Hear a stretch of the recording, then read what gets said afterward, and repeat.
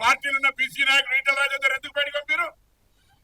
నీ పార్టీలోని ఇలా 3 అధ్యక్షులు, పార్టీ అధ్యక్షుడు, కార్యనిర్వాహక అధ్యక్షుడు, శాసనసభ పక్ష నాయకుడు ఎవరికైనా బీసీలు ఉన్నారా?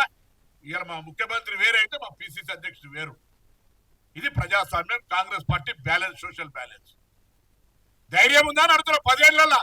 అరే మీరు ఎస్కే సర్వే వేరే శాంటిటీ ఎక్కడ ప్రవేశపెట్టిరు? అసెంబ్లీలో, క్యాబినెట్ లనా, పబ్లిక్ డొమైన్ ఎక్కడ పెట్టిరు? దాన్ని దేని కొరకు వాడిరు?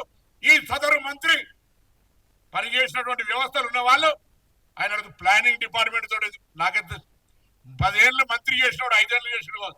అటువంటి వాళ్ళు ప్లానింగ్ డిపార్ట్మెంట్ తోటి చేసిన అని అడిగితే ఏం చేయమంట? బీసీ కమిషన్ తోట.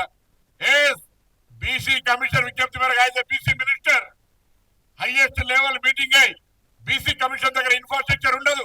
చీఫ్ సెక్రటరీ నుంచి క్షేత్రస్థాయి గ్రామ కార్యదర్శి దాకా ఇన్వాల్వ్ అయితే తప్ప సరైన సమాచారం రాదని చీఫ్ సెక్రటరీ ద్వారా ప్రభుత్వాన్ని, ప్లానింగ్ డిపార్ట్మెంట్ అనే ఏజెన్సీని జీవో నెంబర్ 18 10వ తారీఖు 10వ నెల ఇచ్చి మేము పెట్టుకుంటే 1,00,000 మందిని వాడుకొని 160 కోట్లు ఖర్చు పెట్టి ప్రతి ఎమ్యూనరేటర్ కు పారితోషికం ఇచ్చి ప్రభుత్వ ఉద్యోగిని పెట్టి ప్రతి 10 మంది ఎమ్యూనరేటర్స్ ఒక పరిశీలకుని అంత డిసెంట్రలైజ్ చేసి ప్రోగ్రామ్ సమాచారం సేకరణ చేస్తే ఇలా దాని అవహేళన చేస్తారా?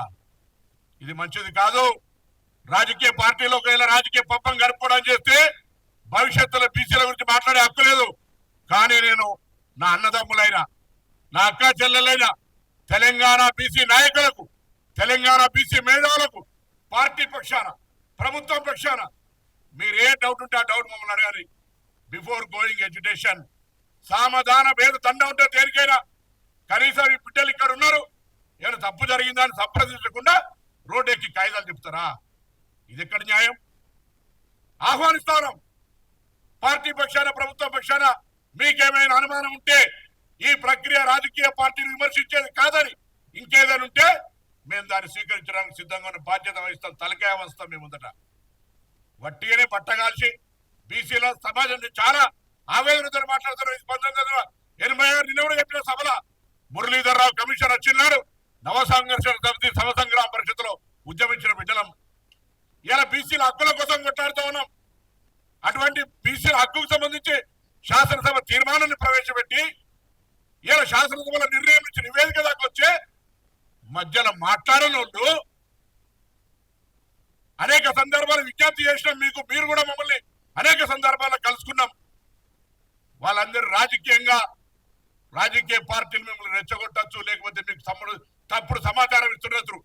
2011 జనాభా లెక్కల తర్వాత ఏ లెక్క లేదు. 2011 జనాభా లెక్కల్లో బీసీలకు సంబంధించిన లెక్క లేదు. ఇవాళ ఆనాడు ఎస్కేఎస్ లో చూపెడుతున్న సర్వే పర్సెంటేజ్ చూపెడితే 114% అవుతుంది. 100కు 114 ఎట్లా వస్తారు?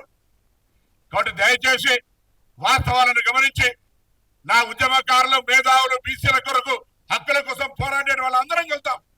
భవిష్యత్తులో బీసీలకు ఈ యొక్క సర్వే ప్రకారం ఇలా 56% ఉంది. ఇంకా మీరు ఎక్కువ అంటున్నారు.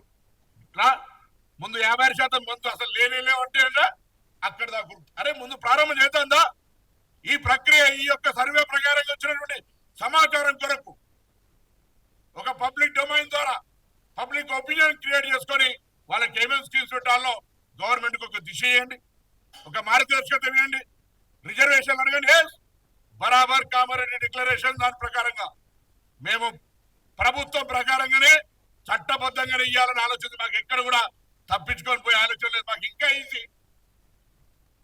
ఇంకా ఈజీ డెఫినెట్లీ ఆయా రాజకీయ పార్టీల అభిప్రాయం కూడా రండి, తీర్మానం చేస్తాం, చట్టం చేస్తాం, ఢిల్లీకి పోదాం.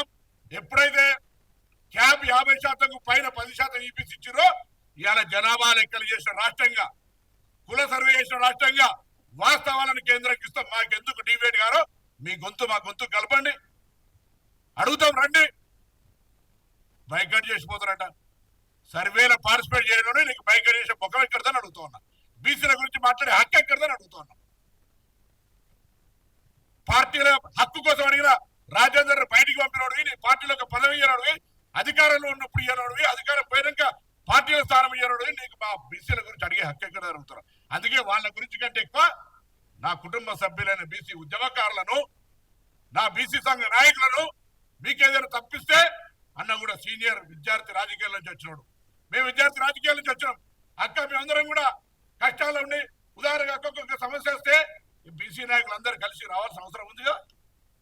అందుకే ఇలా వాళ్ళందరికీ కోరుతా ఉన్నా, దయచేసి బలహీన వర్గాల ఆకాంక్షలకు దెబ్బ తాకకుండా, బలహీన వర్గాల ఆకాంక్షల్ని ప్రభుత్వాలు తప్పనిసరి ఏ పార్టీ ఉన్నా చేసే విధంగా మన వ్యవహారం ఉండాలి. అందుకు మాకు మార్గదర్శకత్వం చేయండి. అధికారంలో ఉన్న మీ అందరి ఆశీర్వచనంతో బరాబరుగా మేము మీకు సోదరులుగా మీ ఆలోచనను అమలు చేసే దిశగా తీసుకొస్తాం. ప్రతి ప్రక్రియలో సామధాన మీద దండ అన్నట్టుగా ఇక్కడ ఏదైనా తేడా ఉంటే మా దృష్టికి తేండి. సరిపోకపోతే మీరు అప్పుడు ఉద్యమించండి. ఉద్యమం ప్రజాస్వామిక హక్కు. కానీ ఏం లేకుండా అడిగిన కాయిదాలు చెప్పేస్తే ఇది ట్రాప్ లో పడ్డట్టు ఫీల్ అవుతా ఉన్నాం. మరొక్కసారి విజ్ఞప్తి చేస్తా ఉన్నా, అన్నలారా దయచేసి బలహీన వర్గాల ఆకాంక్షకు దెబ్బతాకకుండా వ్యవహారం చేయమని హృదయపూర్వకంగా కోరుతా ఉన్నా.